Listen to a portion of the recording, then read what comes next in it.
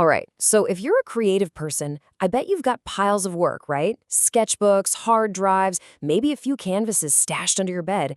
But what do you do with all of it? Well, that's what we're going to figure out. Together, we're going to build that bridge from your passion to your actual future. Look, you've got the talent, you've got the drive, you can see that future in the arts, but man, that path can feel a little foggy, right? A little uncertain. So, how do you take all that potential and turn it into a real, tangible opportunity? Whether that's getting into your dream art school or landing that first creative job. This is the question, isn't it? The one every single artist has to answer. Because it's not just about making cool stuff, it's about showing people why it matters and why you matter. So, what's your secret weapon?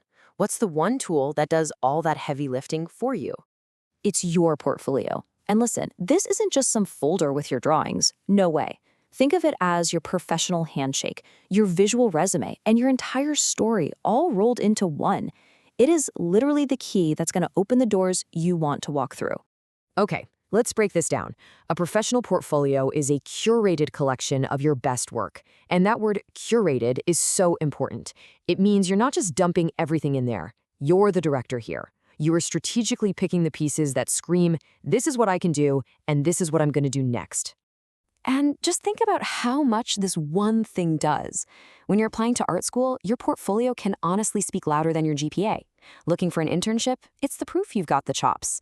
And for your career, it's the foundation of who you are as a professional creative. So how do you actually show this stuff off? Well, you've basically got two main options, digital and physical. Your digital portfolio, a website, a PDF, that's non-negotiable these days. It's easy to share, and it's what almost everyone asks for first. But don't sleep on the physical portfolio. There's just a different kind of magic to it. Walking into an interview and letting someone physically hold your work, that makes an impression a screen just can't match. Okay, so we know you need one. But what's the difference between a portfolio that's just good and one that's unforgettable? It really boils down to four key things. Get these right, and you'll make a serious impact. And here they are: diversity, quality, storytelling, and presentation. Think of them like building blocks. You start by showing your range, then you laser focus on only your best stuff, you tell a story with it, and then you wrap it all up in a beautiful package. Nail these four, and people won't just see your portfolio, they'll remember it. First up, diversity. You want to show them everything you can do, your full creative range.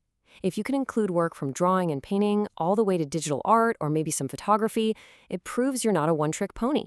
It tells them you're versatile, you're adaptable, and you're ready for whatever challenge they throw at you. All right, next, and this one is so important, quality over quantity. You have to remember, your portfolio is only as strong as its weakest piece. Seriously, it is way better to show 10 mind-blowing projects than 30 that are just kinda okay. You have to be ruthless. Only your absolute best work gets in, period. Okay, now we're getting to the really good stuff, storytelling. Don't just show the finished piece. Let us see the thinking behind it. What was the big idea? What story are you trying to tell here?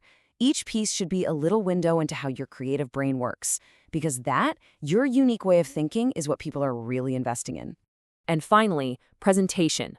Look, a clean, organized layout isn't just about looking pretty. It shows you respect the person who's looking at your work.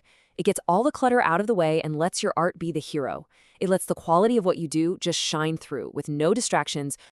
You know, that whole idea of storytelling is so powerful. We've got to dig into it a little more.